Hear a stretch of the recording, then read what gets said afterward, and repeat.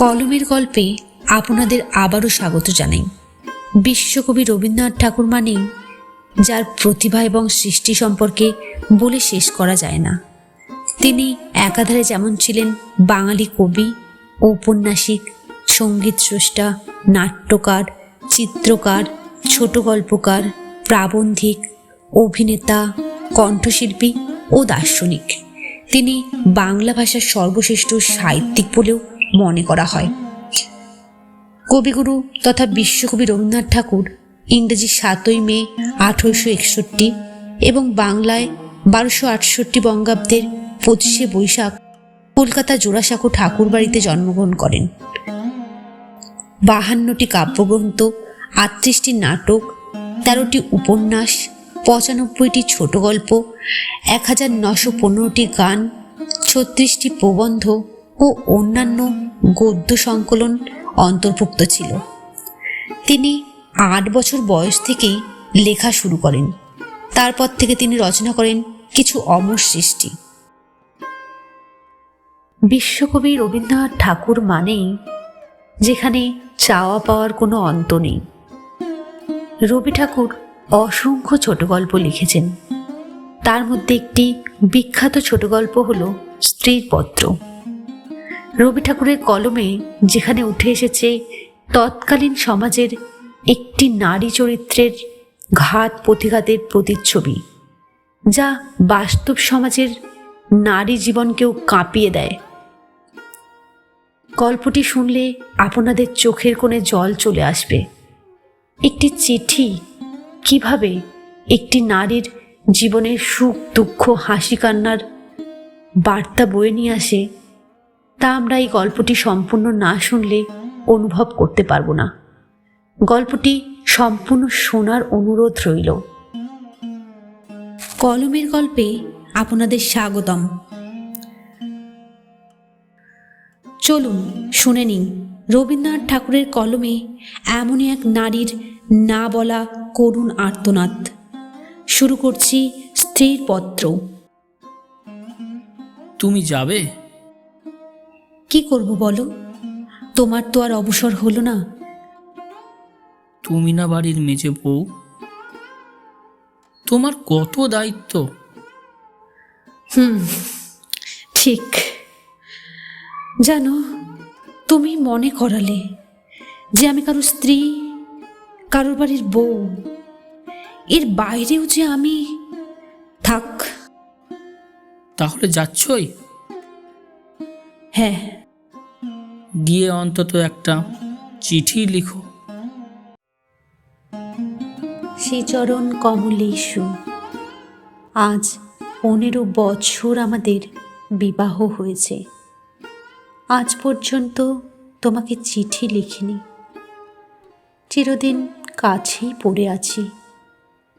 মুখের কথা অনেক শুনেছ, আমিও শুনেছি। চিঠি লিখবার মতো ফাঁকটুকু পাওয়া যায়নি। আজ আমি এসেছি তীর্থ করতে শ্রীক্ষেত্রে। তুমি আছো তোমার আপিসের কাজে। শামুকের সঙ্গে খোলসের যে সম্বন্ধ, কলিকাতার সঙ্গে তোমারও তাই। সে তোমার দেহ মনের সঙ্গে এঁটে গিয়েছে। তাই তুমি আপিসের ছুটির দরখাস্ত করলে না। বিধাতার তাই অভিপ্রায় ছিল। তিনি আমার ছুটির দরখাস্ত মঞ্জুর করেছেন। আমি তোমাদের মেজ বউ। আজ 15 বছর পরে এই সমুদ্রের ধারে দাঁড়িয়ে জানতে পেরেছি আমার জগৎ এবং জগদীশ্বরের সঙ্গে আমার অন্য সম্বন্ধও আছে। তাই আজ সাহস করে এই চিঠিখানি লিখছি। এ তোমাদের মেজ বউয়ের চিঠি নয়। তোমাদের সঙ্গে আমার সম্বন্ধ কপালে যিনি লিখেছিলেন, তিনি ছাড়া যখন এই সম্ভাবনার কথা আর কেউ জানত না। সেই শিশু বয়সে আমি আর আমার ভাই একসঙ্গে সান্নিপাতিক জ্বরে পড়ি। আমার ভাইটি মারা গেল, আমি বেঁচে উঠলুম। পাড়ার সব মেয়েরাই বলতে লাগলো, মৃণাল মেয়ে কিনা, তাইও বাঁচল। বেটা ছেলে হলে কি আর রক্ষা পেত? চুরি বিদ্যেতে জম পাকা, দামি জিনিসের পরেই তার লোভ। আমার মরণ নেই, সেই কথাটাই ভালো করে বুঝিয়ে বলবার জন্যই এই চিঠিখানি লিখতে বসেছি। যেদিন তোমাদের দুঃসম্পর্কের মামা তোমার বন্ধু নীরদকে নিয়ে কোণে দেখতে এলেন, তখন আমার বয়স 12। দুর্গম পাড়া গিয়ে আমাদের বাড়ি, সেখানে দিনের বেলাও শেয়াল ডাকে। স্টেশন থেকে 7 ক্রোশ স্যাকরা গাড়িতে এসে বাকি 3 মাইল কাঁচা রাস্তায় পালকি করে তবে আমাদের গায়ে পৌঁছানো যায়। সেদিন তোমাদের কি হয়রানি, তার উপরে আমাদের বাঙাল দেশের রান্না। সেই রান্নার প্রহসন আজও মামা ভোলেননি।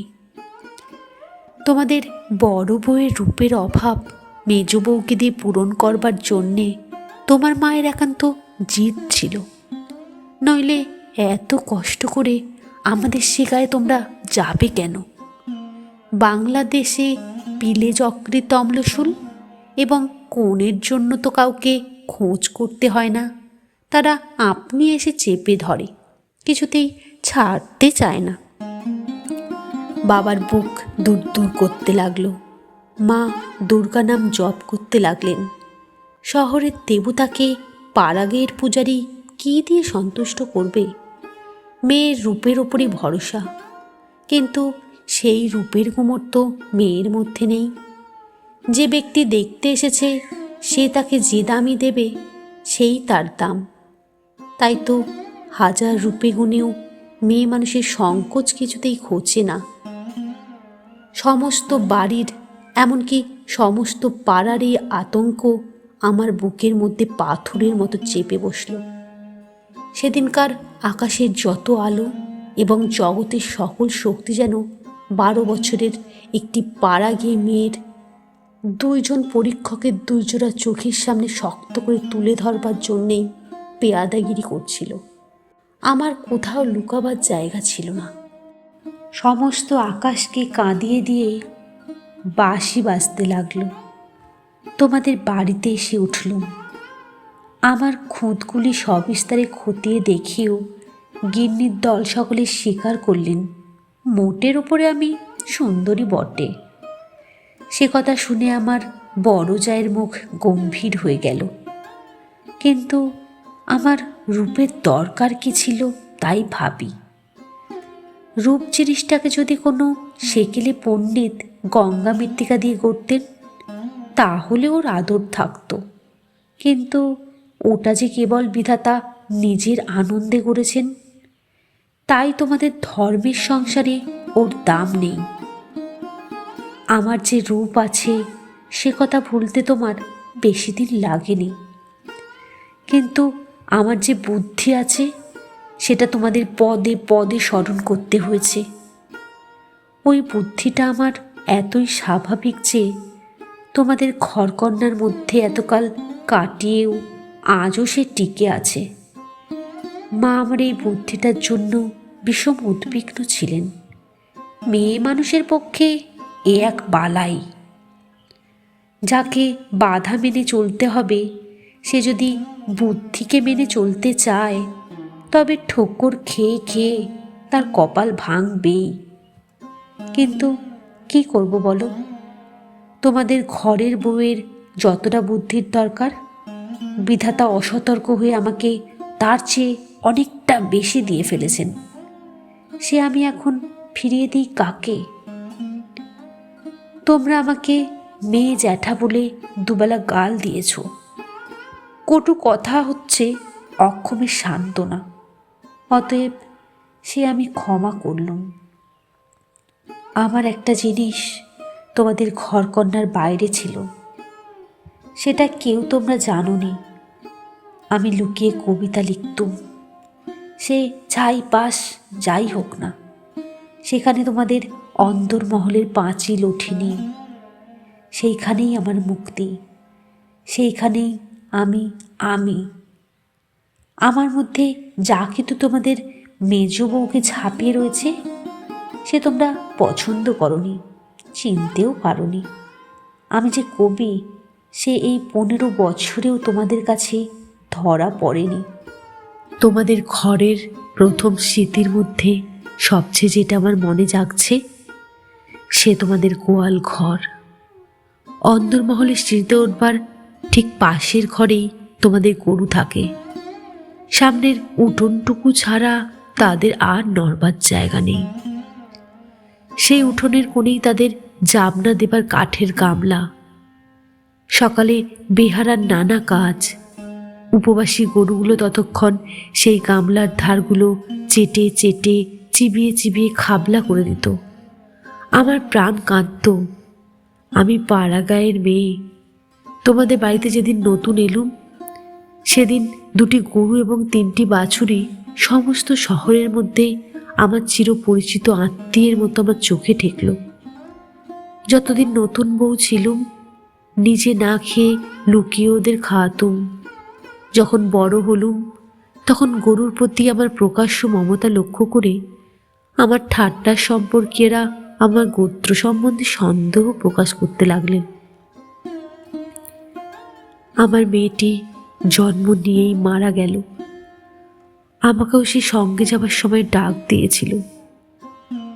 সে যদি বেঁচে থাকতো তাহলে সেই আমার জীবনের যা কিছু বড়, যা কিছু সত্য সমস্তই এনে দিত।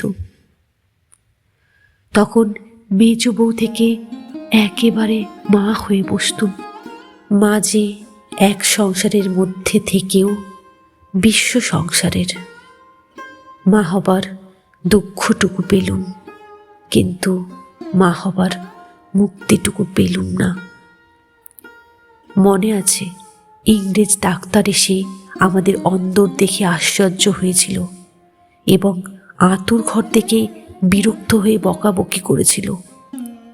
সদরে তোমাদের একটু বাগান আছে, ঘরে সাজসজ্জা আসবাবের অভাব নেই, আর অন্দরটা যেন পশমের কাজের উল্টো পিঠ। সেদিকে কোনো লজ্জা নেই, শ্রী নেই, সজ্জা নেই। সেদিকে আলো মিটমিট করে জ্বলে, হাওয়া চোরের মতো প্রবেশ করে। উঠোনের আবর্জনারা নড়তে চায় না। দেয়ালের এবং মেঝের সমস্ত কলঙ্ক অক্ষয় হয়ে বিরাজ করে। কিন্তু ডাক্তার একটা ভুল করেছিল। সে ভেবেছিল এটা বুঝি আমাদের অহোরাত্র দুঃখ দেয়। ঠিক উল্টো, অনাদর জিনিসটা ছাইয়ের মতো। সে ছাই আগুনকে হয়তো ভিতরে ভিতরে জমিয়ে রাখে, কিন্তু বাইরে থেকে তার তাপটা বুঝতে দেয় না। আত্মসম্মান যখন কমে যায় তখন অনাদরকে তো অন্যায্য বলে মনে হয় না। সেই জন্যে তার বেদনা নেই। তাই তো মেয়ে মানুষ দুঃখবোধ করতেই লজ্জা পায়। আমি তাই বলি, মেয়ে মানুষকে দুঃখ পেতেই হবে। এইটাই যদি তোমাদের ব্যবস্থা হয় তাহলে যতদূর সম্ভব তাকে অনাদরে রেখে দেওয়াই ভালো। আদরে দুঃখের ব্যথাটা কেবল বেড়ে ওঠে।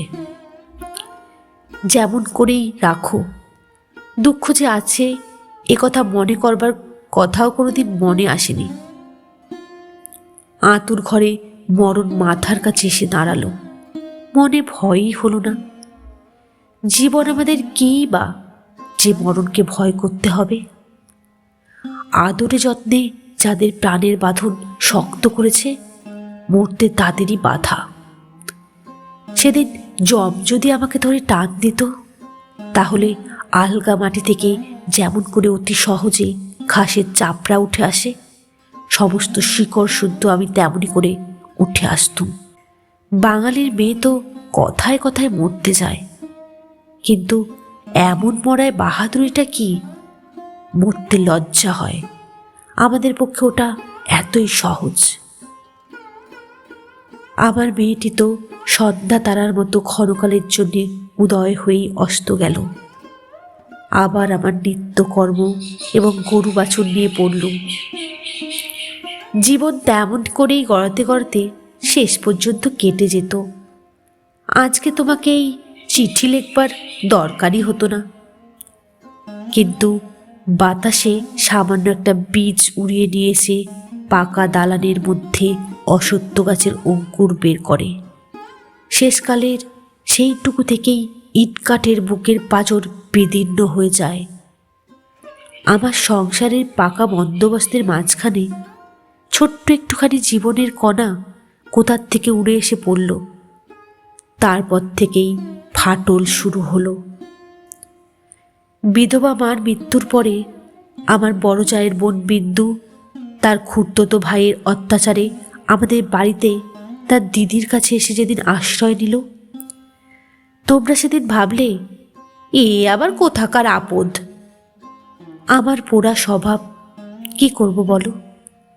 দেখলুম তোমরা সকলেই মনে মনে বিরক্ত হয়েছ। সেই জন্যেই এই নিরাশ্রয় মেয়েটির পাশে আমার সমস্ত মন যেন একেবারে কোমর বেঁধে দাঁড়ালো।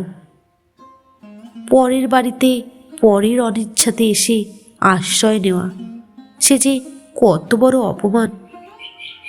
দায়ে পড়ে সেও যাকে স্বীকার করতে হলো, তাকে কি একপাশে ঠেলে রাখা যায়? তারপরে দেখলুম আমার বড় জায়ের দশা। তিনি নিতান্তই দরদে পড়ে বোনটিকে নিজের কাছে এনেছেন, কিন্তু যখন দেখলেন স্বামীর অনিচ্ছা তখন এমনই ভাব করতে লাগলেন যেন এ তার এক বিষম বালাই, যেন একে দূর করতে পারলেই তিনি বাঁচেন। এই অনাথা বোনটিকে মন খুলে প্রকাশ্যে স্নেহ দেখাবেন সে সাহসও তার হলো না। তিনি পতিব্রতা। তার এই সংকট দেখে আমার মন আরো ব্যথিত হয়ে উঠল। দেখলুম বড়জা সকলকে একটু বিশেষ করে দেখিয়ে দেখিয়ে বিন্দুর খাওয়া পড়ার এমনই মোটা রকমের ব্যবস্থা করলেন এবং বাড়ির সর্বপ্রকার দাসী বৃত্তিতে তাকে এমনভাবে নিযুক্ত করলেন যে আমার কেবল দুঃখ নয়, লজ্জা বোধ হলো। তিনি সকলের কাছে প্রমাণ করবার জন্য ব্যস্ত যে আমাদের সংসারে ফাঁকি দিয়ে বিন্দুকে ভারী সুবিধাতরে পাওয়া গেছে। ও কাজ দেয় বিস্তর, অথচ খরচের হিসাবে বেজায় সস্তা। আমাদের বড় জায়ের বাপের বংশে কুল ছাড়া আর বড় কিছু ছিল না, রূপও না, টাকাও না। আমার শ্বশুরের হাতে পায়ে ধরে কেমন করে তোমাদের ঘরে তার বিবাহ হলো সে তো সমস্তই জানো। তিনি নিজের বিবাহটাকে এই বংশের প্রতি বিষম একটা অপরাধ বলেই চিরকাল মনে জেনেছেন। সেই জন্যে সকল বিষয়ে নিজেকে যতদূর সম্ভব সংকুচিত করে তোমাদের ঘরে তিনি অতি অল্প জায়গা জুড়ে থাকেন। কিন্তু তাঁর এই সাধু দৃষ্টান্তে আমাদের বড় মুশকিল হয়েছে। আমি সকল দিকে আপনাকে অত অসম্ভব খাটো করতে পারিনি। আমি যেটাকে ভালো বলে বুঝি আর কারোরও খাতিরে সেটাকে মন্দ বলে মেনে নেওয়া আমার কর্ম নয়। তুমিও তার প্রমাণ পেয়েছ। বিন্দুকে আমি আমার ঘরে টেনে নিলুম। দিদি বললেন, মেজো বউ গরিবের ঘরের মেয়ের মাথাটি খেতে বসলেন। আমি যেন বিষম একটা বিপদ ঘটালুম এমনভাবে তিনি সকলের কাছে নালিশ করে বেড়ালেন। কিন্তু আমি নিশ্চয়ই জানি তিনি মনে মনে বেঁচে গেলেন। এখন দোষের বোঝা আমার উপরেই পড়ল। তিনি বোনকে নিজে যে স্নেহ দেখাতে পারতেন না, আমাকে দিয়ে সেই স্নেহটুকু করিয়ে নিয়ে তার মনটা হালকা হলো। আমার বড়জা বিন্দুর বয়স থেকে 2-4টে অঙ্ক বাদ দিতে চেষ্টা করতেন, কিন্তু তার বয়স যে 14-র চেয়ে কম ছিল না এ কথা লুকিয়ে বললে অন্যায় হতো না। তুমি তো জানো সে দেখতে এতই মন্দ ছিল যে পড়ে গিয়ে সে যদি মাথা ভাঙত তবে ঘরের মেঝেটার জন্যেই লোকে উদ্বিগ্ন হতো। কাজেই পিতামাতার অভাবে কেউ তাকে বিয়ে দেবার ছিল না, এবং তাকে বিয়ে করবার মতো মনের জোরই বা কজন লোকের ছিল। বিন্দু বড় ভয়ে ভয়ে আমার কাছে এলো, যেন আমার গায়ে তার ছোঁয়াচ লাগলে আমি সইতে পারবো না। বিশ্ব সংসারে তার যেন জন্মাবার কোনো শর্তই ছিল না, তাই সে কেবলই পাশ কাটিয়ে চোখ এড়িয়ে চলত। তার বাপের বাড়িতে তার খুড়তুতো ভাইরা তাকে এমন একটি কোণও ছেড়ে দিতে চায়নি যে কোনো একটা অনাবশ্যক জিনিস হয়ে পড়ে থাকতে পারে। অনাবশ্যক আবর্জনা ঘরের আশেপাশে অনায়াসেই স্থান পায়, কেননা মানুষ তাকে ভুলে যায়। কিন্তু অনাবশ্যক মেয়ে মানুষ যে একে অনাবশ্যক, আবার তার উপরে তাকে ভোলাও শক্ত, সেই জন্যে আস্থা করেও তার স্থান নেই। অথচ বিন্দুর খুড়তুতো ভাইরা যে জগতের পরমাবশ্যক পদার্থ তা বলবার জো নেই, কিন্তু তারা আছে বেশ। তাই বিন্দুকে যখন আমার ঘরে ডেকে আনলুম, তার বুকের মধ্যে কাঁপতে লাগলো। তার ভয় দেখে আমার বড় দুঃখ হলো। আমার ঘরে যে তার একটুখানি জায়গা আছে, সেই কথাটি আমি অনেক আদর করে তাকে বুঝিয়ে দিলুম। কিন্তু আমার ঘর তো শুধু আমারই ঘর নয়, কাজেই আমার কাজটি সহজ হলো না। 2-4 দিন আমার কাছে থাকতেই তার গায়ে লাল লাল কি উঠল। হয়তো সে ঘামাচি, নয়তো আর কিছু হবে। তোমরা বললে বসন্ত, কেননা ও যে বিন্দু। তোমাদের পাড়ায় এক আনাড়ি ডাক্তার এসে বললে আর 2-1 দিন না গেলে ঠিক বলা যায় না, কিন্তু সেই 2-1 দিনের সবুজ সইবে কে? বিন্দু তো তার ব্যামন লজ্জাতেই মরবার জো হলো। আমি বললুম, বসন্ত হয়তো হোক, আমি আমাদের সেই আঁতুর ঘরে ওকে নিয়ে থাকবো, আর কাউকে কিছু করতে হবে না। এই নিয়ে আমার উপরে তোমরা সকলে মার মূর্তি ধরেছ। এমনকি বিন্দুর দিদিও যখন অত্যন্ত বিরক্তির ভান করে পোড়া কপালি মেয়েটাকে হাসপাতালে পাঠাবার প্রস্তাব করছেন, এমন সময় ওর গায়ের সমস্ত লাল দাগ একদম মিলিয়ে গেল।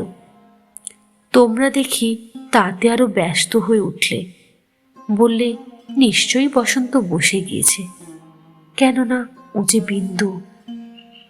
অনাদরে মানুষ হবার একটা মস্ত গুণ, শরীরটাকে তাতে একেবারে অজর অমর করে তোলে। ব্যায়ামও হতেই চায় না, মরার সদর রাস্তাগুলো একেবারেই বন্ধ। রোগ তাই ওকে ঠাট্টা করে গেল, কিছুই হলো না। কিন্তু এটা বেশ বোঝা গেল, পৃথিবীর সবচেয়ে অকিঞ্চিতকর মানুষকে আশ্রয় দেওয়াই সবচেয়ে কঠিন।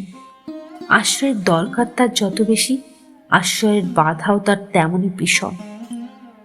আমার সম্বন্ধে বিন্দুর ভয় যখন ভাঙল, তখন ওকে আর এক গেরোয় ধরল। আমাকে এমনই ভালোবাসতে শুরু করলো যে আমাকে ভয় ধরিয়ে দিলে। ভালোবাসার এরকম মূর্তি সংসারে তো কোনোদিন দেখিনি। বইতে পড়েছি বটে, সেও মেয়ে পুরুষের মধ্যে। আমার যে রূপ ছিল সে কথা আমার মনে করবার কোনো কারণ বহুকাল ঘটেনি। এতদিন পরে সেই রূপটা নিয়ে পড়ল এই কুশ্রী মেয়েটি। আমার মুখ দেখে তার চোখের আশার মৃত্যু না। বলতো, দিদি তোমার এই মুখখানি আমি ছাড়া আর কেউ দেখতে পায়নি। যেদিন আমি নিজের চুল নিজে বাঁধতুম, সেদিন তার ভারী অভিমান। আমার চুলের বোঝা 2 হাত দিয়ে নাড়তে চাড়তে তার ভারী ভালো লাগতো। কোথাও নিমন্ত্রণে যাওয়া ছাড়া আমার সাজগোজের তো দরকার ছিল না, কিন্তু বিন্দু আমাকে অস্থির করে রোজই কিছু না কিছু সাজ করাতো। মেয়েটা আমাকে নিয়ে একেবারে পাগল হয়ে উঠল। তোমাদের অন্দরমহলে কোথাও জমি 1 ছটাক নেই। উত্তর দিকের পাঁচিলের গায়ে নর্দমার ধারে কোনো গতিকে একটা গাব গাছ জন্মেছে। যেদিন দেখতুম সেই গাব গাছের গায়ে নতুন পাতাগুলি রাঙা টকটকে হয়ে উঠেছে, সেই দিন জানতুম ধরাতলে বসন্ত এসেছে বটে। আমার ঘরকন্নার মধ্যে ওই অনাদৃত মেয়েটার চিত্ত যেদিন আগা করে এমন রঙিন হয়ে উঠল, সেদিন আমি বুঝলুম হৃদয় জগতেও একটা বসন্তের হাওয়া আছে। সে কোনো স্বর্গ থেকে আসে, গলির মোড় থেকে আসে না। বিন্দুর ভালোবাসার দুঃসহ বেগে আমাকে অস্থির করে তুলেছিল। একবার তার উপরে রাগ হতো, সে কথা স্বীকার করি, কিন্তু তার এই ভালোবাসার ভিতর দিয়ে আমি আপনার একটি স্বরূপ দেখলুম, যা আমি জীবনে কোনো দিন দেখিনি। সেই আমার মুক্ত স্বরূপ। এদিকে বিন্দুর মতো মেয়েকে আমি যে এতটা আদর যত্ন করছি, এ তোমাদের অত্যন্ত বাড়াবাড়ি বলে ঠেকল। এর জন্য খুঁতখুত খিটখিটের অন্ত ছিল না। যেদিন আমার ঘর থেকে বাজুবন্ধ চুরি হইল, সেদিন সেই চুরিতে বিন্দুর যে কোনো রকম হাত ছিল না, এ কথার আভাস দিতে তোমাদের লজ্জা হলো না। যখন স্বদেশী হাঙ্গামায় লোকের বাড়ি তল্লাশি হতে লাগলো, তখন তোমরা অনায়াসে সন্দেহ করে বসলে যে বিন্দু পুলিশের পোষা মেয়ে চোর। তার আর কোনো প্রমাণ ছিল না, কেবল এই প্রমাণ যে ও বিন্দু। তোমাদের বাড়ির দাসীরা ওর কোনো রকম কাজ করতে আপত্তি করত। তাদের কাউকে ওর কাজ করবার ফরমাস করলে ও মেয়েও একেবারে সংকোচে যেন আড়ষ্ট হয়ে উঠত। এই সকল কারণেই ওর জন্য আমার খরচ বেড়ে গেল। আমি বিশেষ করে একজন আলাদা দাসী রাখলাম। সেটা তোমাদের ভালো লাগেনি। বিন্দুকে আমি যেসব কাপড় পরতে দিতুম, তা দেখে তুমি এত রাগ করেছিলে যে আমার হাত খরচের টাকা বন্ধ করে দিলে। তারপর দিন থেকে আমি 5 শিকে দামের জোড়া মোটা কোড়া কলের ধুতি পরতে আরম্ভ করে দিলুম। আর মতির মা যখন আমার এঁটো ভাতের থালা নিয়ে যেতে এলো, তাকে বারণ করে দিলুম। আমি নিজে উঠোনের কলতলায় গিয়ে এঁটো ভাত বাছুরকে খাইয়ে বাসন মেজেছি। একদিন হঠাৎ সেই দৃশ্য দেখে তুমি খুশি হওনি। আমাকে খুশি না করলেও চলে, আর তোমাদের খুশি না করলেই নয়, এই সুবুদ্ধিটা আজ পর্যন্ত আমার ঘটে এলো না। এদিকে তোমাদের রাগও যেমন বেড়ে উঠেছে, বিন্দুর বয়সও তেমনই বেড়ে চলেছে। সেই স্বাভাবিক ব্যাপারে তোমরা অস্বাভাবিক রকমের বিব্রত হয়ে উঠেছিলে। একটা কথা মনে করে আমি আশ্চর্য হই, তোমরা জোর করে কেন বিন্দুকে তোমাদের বাড়ি থেকে বিদায় করে দাওনি? আমি বেশ বুঝি তোমরা আমাকে মনে মনে ভয় করো। বিধাতা যে আমাকে বুদ্ধি দিয়েছিলেন, ভিতরে ভিতরে তার খাতির না করে তোমরা বাঁচো না। অবশেষে বিন্দুকে নিজের শক্তিতে বিদায় করতে না পেরে তোমরা প্রজাপতি দেবের শরণাপন্ন হলে। বিন্দুর বর ঠিক হলো। বড়জা বললেন, বাঁচলুম, মা কালী আমাদের বংশের মুখ রক্ষা করলেন। বর কেমন তা আমি জানি নে, তোমাদের কাছে শুনলুম সকল বিষয়ই ভালো। বিন্দু আমার পা জড়িয়ে ধরে কাঁদতে লাগলো। বললে, দিদি, আমার আবার বিয়ে করা কেন? আমি তাকে অনেক বুঝিয়ে বললুম, বিন্দু, তুই ভয় করিস নে, শুনেছি তোর বর ভালো। বিন্দু বললে, বর যদি ভালো হয়, আমার কি আছে যে আমাকে তার পছন্দ হবে? বর পক্ষেরা বিন্দুকে তো দেখতে আসবার নামও করলে না। বরদিদি তাতে বড় নিশ্চিন্ত হলেন। কিন্তু দিন রাত্রে বিন্দুর কান্না আর থামতে চায় না। সে তার কি কষ্ট সে আমি জানি। বিন্দুর জন্য আমি সংসারে অনেক লড়াই করেছি, কিন্তু ওর বিবাহ বন্ধ হোক এ কথা বলবার সাহস আমার হলো না। কিসের জোরেই বা বলবো? আমি যদি মারা যাই তো ওর কি দশা হবে? একে তো মেয়ে, তাতে কালো মেয়ে, কার ঘরে চলল, ওর কি দশা হবে সে কথা না ভাবাই ভালো। ভাবতে গেলে প্রাণ কেঁপে ওঠে। বিন্দু বললে, দিদি, বিয়ের আর 5 দিন আছে, এর মধ্যে আমার মরণ হবে নাকি? আমি তাকে খুব ধমকে দিলুম, কিন্তু অন্তর্যামী জানেন যদি কোনো সহজভাবে বিন্দুর মৃত্যু হতে পারত, তাহলে আমি আরাম বোধ করতুম। বিবাহের আগের দিন বিন্দু তার দিদিকে গিয়ে বললে, দিদি, আমি তোমাদের গোয়াল ঘরে পড়ে থাকবো, আমাকে যা বলবে তাই করব, তোমার পায়ে পড়ি, আমাকে এমন করে ফেলে দিও না। কিছুকাল থেকে লুকিয়ে লুকিয়ে দিদির চোখ দিয়ে জল পড়ছিল, সেদিনও পড়ল। কিন্তু শুধু হৃদয় তো নয়, শাস্ত্রও আছে। তিনি বললেন, জানিস তো বিন্দি, পতি হচ্ছে স্ত্রীলোকের গতি, মুক্তি, সব। কপালে যদি দুঃখ থাকে তো কেউ খণ্ডাতে পারবে না। আসল কথা হচ্ছে কোনো দিকে কোনো রাস্তা নেই। বিন্দুকে বিবাহ করতেই হবে, তারপরে যা হয় তা হোক। আমি চেয়েছিলুম বিবাহটা যাতে আমাদের বাড়িতেই হয়, কিন্তু তোমরা বলে বসলে বরের বাড়িতেই হওয়া চাই। সেটা তাদের কৌলিক প্রথা। আমি বুঝলুম বিন্দুর বিবাহের জন্যে যদি তোমাদের খরচ করতে হয় তবে সেটা তোমাদের গৃহদেবতা কিছুতেই সইবে না। কাজেই চুপ করে যেতে হলো। কিন্তু একটি কথা তোমরা কেউ জানো না। দিদিকে জানাবার ইচ্ছে ছিল, কিন্তু জানাইনি, কেননা তাহলে তিনি ভয়েই মরে যেতেন। আমার কিছু কিছু গয়না দিয়ে আমি লুকিয়ে বিন্দুকে সাজিয়ে দিয়েছিলুম। বোধ করি দিদির চোখেও সেটা পড়ে থাকবে, কিন্তু সেটা তিনি দেখেও দেখেননি। দোহাই ধর্মের, সেজন্য তোমরা তাকে ক্ষমা করো। যাবার আগে বিন্দু আমাকে জড়িয়ে ধরে বললে, দিদি, আমাকে তোমরা তাহলে নিতান্তই ত্যাগ করলে? আমি বললুম, না বিন্দি, তোর যেমন দশাই হোক না কেন আমি তোকে শেষ পর্যন্ত ত্যাগ করব না। 3 দিন গেল। তোমাদের তালুকের প্রজা খাবার জন্য তোমাকে যে ভেড়া দিয়েছিল তাকে তোমার জঠরাগ্নি থেকে বাঁচিয়ে আমি আমাদের একতলায় কয়লা রাখবার ঘরের একপাশে বাস করতে দিয়েছিলুম। সকালে উঠে আমি নিজেই তাকে দানা খাইয়ে আসতুম। তোমার চাকরদের প্রতি 2-1 দিন নির্ভর করে দেখেছি, তাকে খাওয়ানো হচ্ছে, তাকে খাওয়ার প্রতি তাদের বেশি ঝোঁক। সেদিন সকালে সেই ঘরে ঢুকে দেখি বিন্দু এক কোণে জড়সড় হয়ে বসে আছে। আমাকে দেখেই আমার পা জড়িয়ে ধরে লুটিয়ে পড়ে নিঃশব্দে কাঁদতে লাগলো। বিন্দুর স্বামী পাগল। সত্যি বলছিস বিন্দি? এত বড় মিথ্যে কথা তোমার কাছে বলতে পারি দিদি? তিনি পাগল। শ্বশুরের এই বিবাহে মত ছিল না, কিন্তু তিনি আমার শাশুড়িকে জমের মতো ভয় করেন। তিনি বিবাহের পূর্বেই কাশী চলে গেছেন। শাশুড়ি জেদ করে তার ছেলের বিয়ে দিয়েছেন। আমি সেই রাস করা কয়লার উপরে বসে পড়লুম।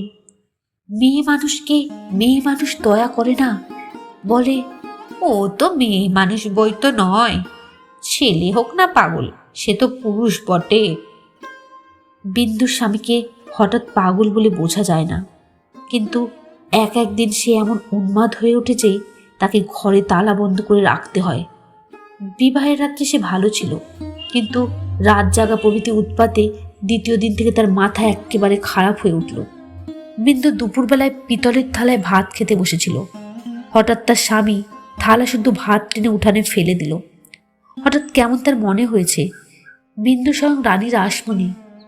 বেহারাটা নিশ্চয়ই সোনার থালা চুরি করে রানীকে তার নিজের থালায় ভাত খেতে দিয়েছে, এই তার রাগ। বিন্দু তো ভয়েই মরে গেল।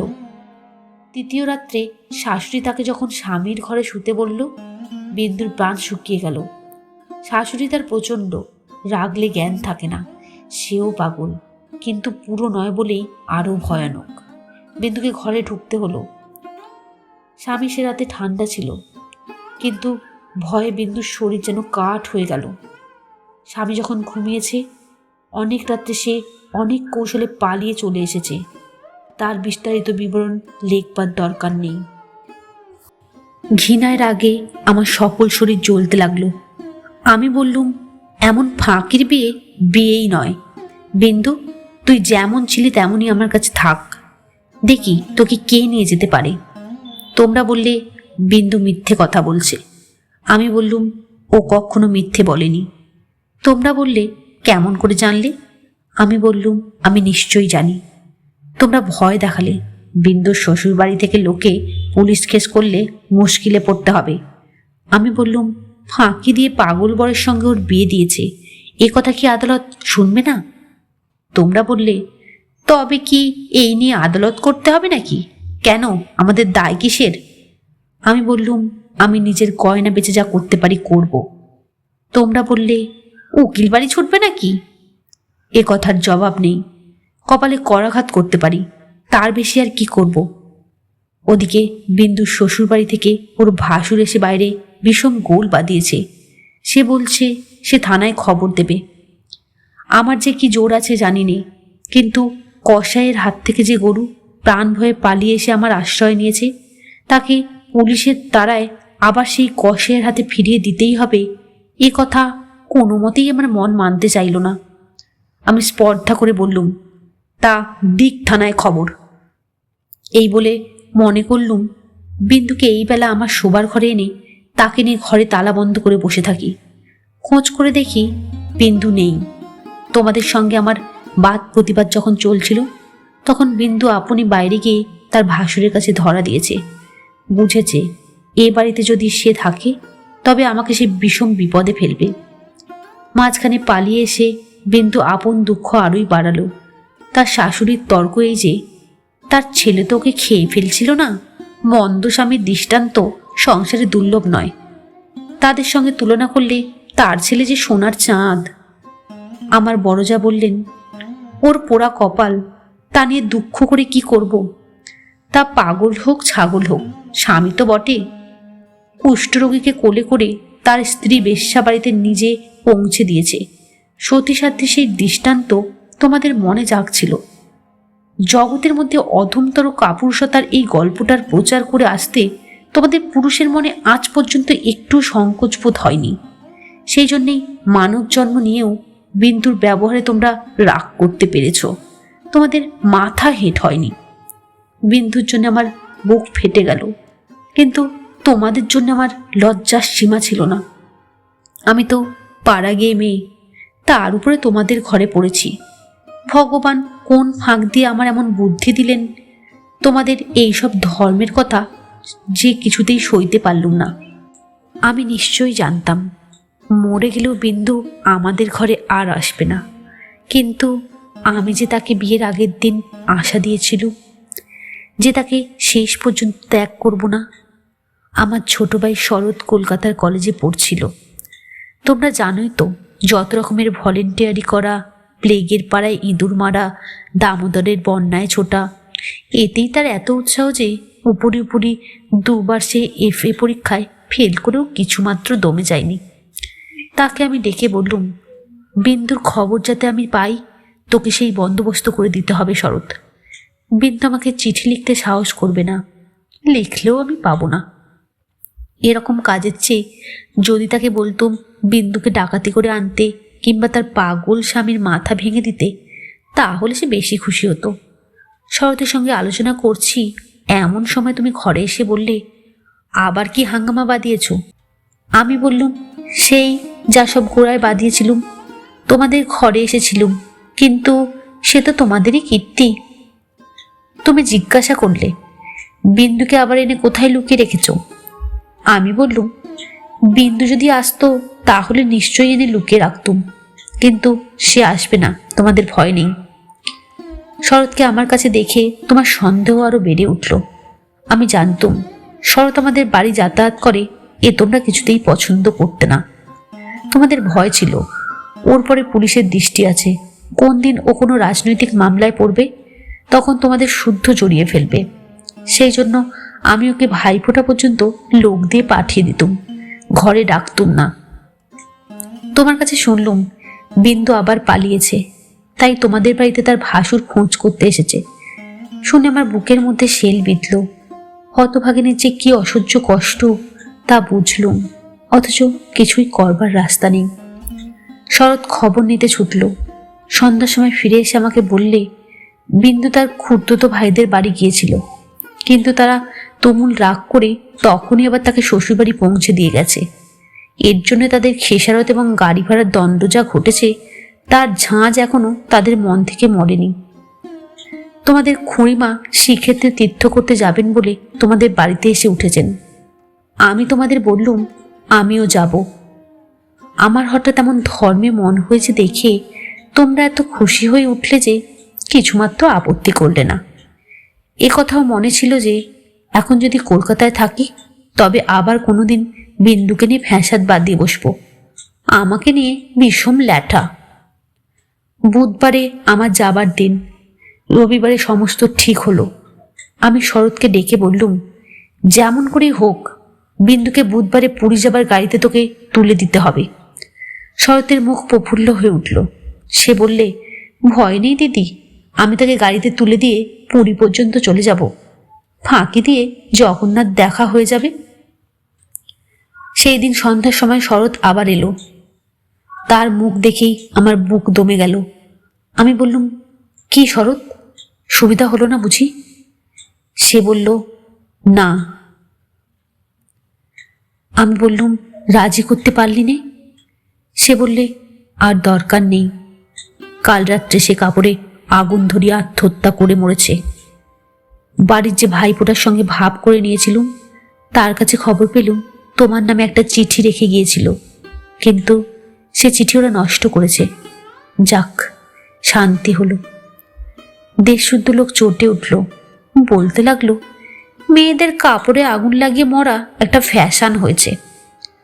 তোমরা বললে এ সমস্ত নাটক করা, তা হবে, কিন্তু নাটকের তামাশাটা কেবল বাঙালি মেয়েদের শাড়ির উপর দিয়েই হয় কেন, আর বাঙালির বীর পুরুষদের কোঁচার উপর দিয়ে হয় না কেন, সেটাও তো ভেবে দেখা উচিত।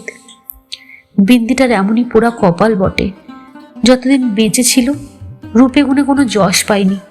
মরবার বেলাও যে একটু ভেবেচিন্তে এমন একটা নতুন ধরনের মরবে যাতে দেশের পুরুষরা খুশি হয়ে হাততালি দেবে, তাও তার ঘটে এলো না। মরেও লোকদের চটিয়ে দিল। দিদি ঘরের মধ্যে লুকিয়ে কাঁদলেন, কিন্তু সে কান্নার মধ্যে একটা সান্ত্বনা ছিল। যাই হোক না কেন, তবু রক্ষা হয়েছে। মরেছে বই তো নয়, বেঁচে থাকলে কি না হতে পারত। আমি তীর্থে এসেছি, বিন্দুর আর আসবার দরকার হলো না, কিন্তু আমার দরকার ছিল। দুঃখ বলতে লোকে যা বোঝে, তোমাদের সংসারে তা আমার ছিল না। তোমাদের ঘরে খাওয়া পড়া অসচ্ছল নয়। তোমার দাদার চরিত্র যেমনই হোক, তোমার চরিত্রে এমন কোনো দোষ নেই যাতে বিধাতাকে মন্দ বলতে পারি। যদি বা তোমার স্বভাবও তোমার দাদার মতোই হতো, তাহলেও হয়তো মোটের ওপর আমার এমনভাবে দিন চলে যেত, এবং আমার সতীসাধ্যী বড় জায়ের মতো পতিদেবতাকে দোষ না দিয়ে বিশ্বদেবতাকেই আমি দোষ দেবার চেষ্টা করতুম। অতএব তোমাদের নামে আমি কোনো নালিশ উপস্থাপন করতে চাইনি।